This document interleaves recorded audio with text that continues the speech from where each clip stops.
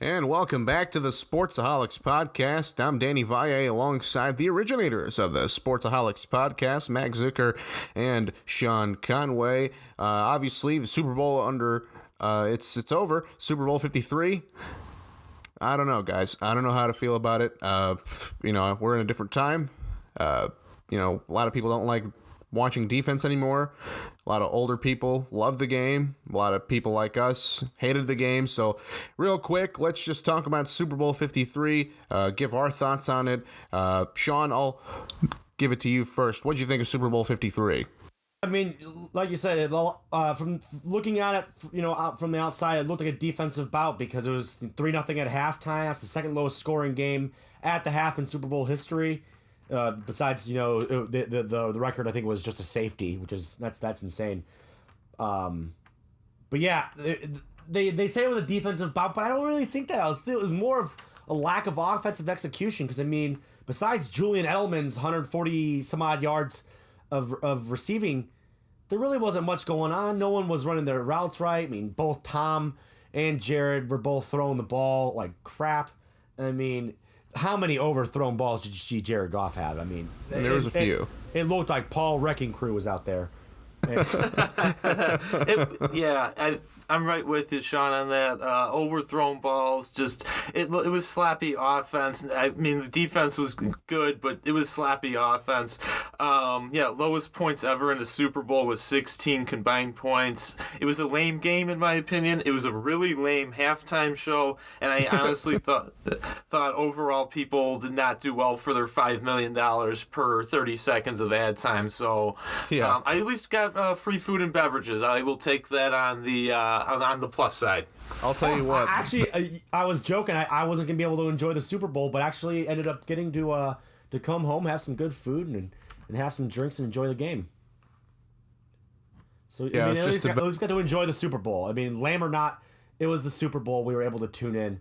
I enjoyed some of it. I know a lot of people didn't enjoy it. New Orleans, they didn't enjoy it at all. Oh, no, they didn't, guys. You look at the Needless and TV ratings. I'm going to give you some astronomical numbers here. Way back when the Saints won the Super Bowl against the Colts in 2010, the market share rating was a 53 or 56.3. And now I'll look at the last 2 years. In 2017, it was a 48.4, and don't forget the Atlanta Falcons were the Super Bowl team, one of their division rivals, so that might have driven the network share down a little bit. And then it buzzed up last year to 52.4%. And this year, guys, when they boycotted, truly, they did a great job. Their number in 2019 dipped all the way down to 26.1%. That's 50% less people watching from last year. That's incredible. Yeah, that is insane. I mean, that just tells you that, a lot of fans aren't happy with the league. They're not happy with the product they're putting out. And then especially after, what happened between the Saints and the Rams, there are still people that, say that the Rams shouldn't have been in the Super Bowl this year. I mean, obviously, everyone, I feel almost, it was consensus that everyone wanted a Saints-Chiefs Super Bowl. That would have been an entertaining game to watch. But no, we got this snooze fest with the Patriots and the Rams. Tom Brady got another ring. Hopefully it's his last. I mean, we don't know. But, I mean, it's whatever. I got to enjoy some good Super Bowl commercials for the big game, I should say. And I personally liked that Stella Artois one that they had. It started off with Sarah Jessica Parker's character from Sex and the City. And they asked if she wanted whatever her drink was. I don't know, a mojito or a Manhattan or something like that. Manhattan, there you go. And she was like, no, I'm gonna have a Stella Artois, and everyone just like it starts wreaking havoc. Everyone's dropping stuff and going into a panic because it's not her usual. And while all this chaos is going on, the dude from The Big Lebowski walks in, and this hippie music starts playing, and he just walks up, and the bartender, White Russian? He goes, no, I'm going to have a Stella Artois. And everyone's like, what? He's having something different. And then all of a sudden, you see the most interesting man in the world from the Dos Equis commercials. And he tips a glass of Stella, and says, sometimes you have to change it up a little. And I mean, that the commercial just had it all. I thought it was pretty funny, touched all the bases, and it was different from the corn syrup shaming we got in the Budweiser commercials this year. Hey, but that's one of the commercials I was going to talk about there. I actually thought that one was funny, but even more funny, I thought the one where they used Bob Dylan's "Blowing in the Wind," and then they had at the end Budweiser, beer brewed with wind power for a better tomorrow. I thought that was pretty darn funny and clever of Budweiser. Have you guys seen the clout they've caught on online from all the beer companies that they call out in their commercials for using corn syrup? And I think I showed that to you, Danny, but I mean, it was so funny. The Miller Lite was calling it a hashtag controversy. Yeah, there was a thread going around. They don't have they don't use like an unhealthy corn syrup, and the unhealthy part of corn syrup gets burned off in the brewing process. So they were like, they were pretty much saying weird flex, but okay, the entire time. So I thought that was a pretty clever response they had for the Super Bowl.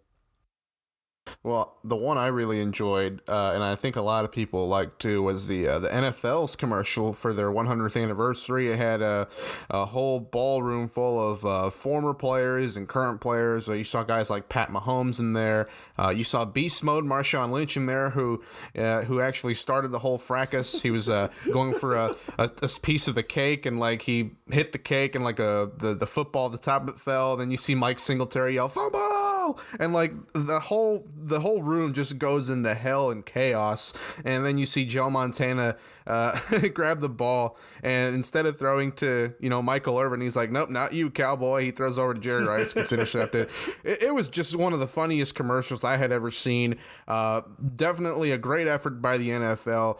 It definitely makes up for the game. And speaking of the Hall of Fame, they did have their Hall of Fame induction prior to the Super Bowl. 5 players, 2 executives inducted into the Hall. So, Max, we're going to start with you. Who was one guy that stuck out in your mind?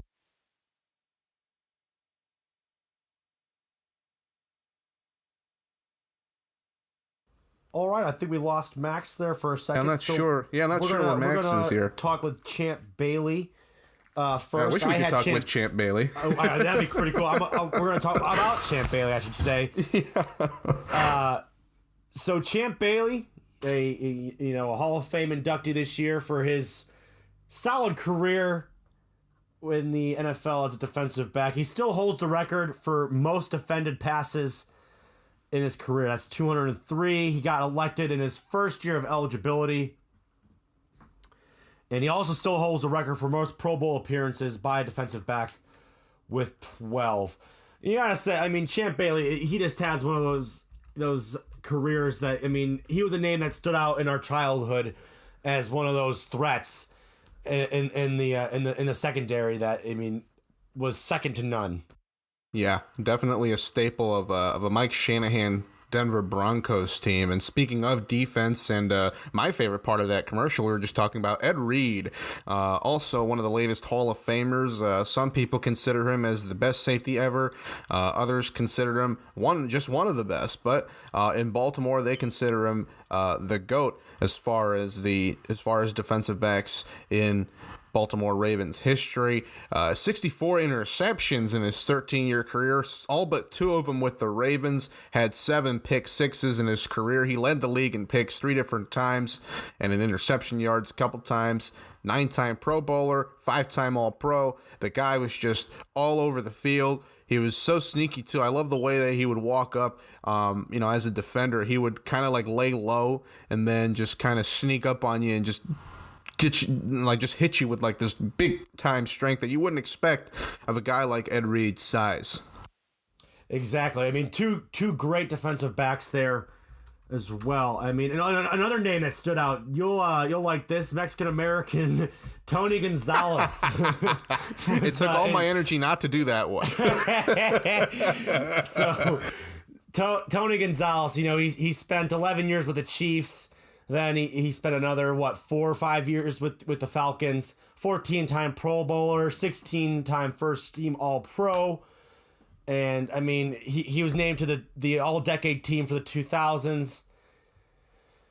And I mean, he was just like kind of the first, big tight end of the 2000s era. When you think, I mean, now it's Rob Gronkowski. He'll be a Hall of Famer one eventually, but Tony Gonzalez. I mean, he was just that big frame tight end who could be both the blocking tight end and the receiving tight end, and a big frame, 6'5", 247, and kudos to him coming in on his first year of eligibility. Yep, in a dozen of those years, played his first 12 in Kansas City, then finished out the final 5 years of the Falcons. So congratulations to Gonzalez, also Champ Bailey, Ed Reed, and then the other guys we didn't mention, Ty Law, Kevin Mawe, Gil Brandt, and Pat Bolin. So good Hall of Fame induction class there. But we're going to take a quick commercial break, and after this, we're going to discuss some NBA talks, including the latest on Anthony Davis. You're listening to the Sportsaholics podcast with Max Zucker, Sean Conway, and Danny Valle.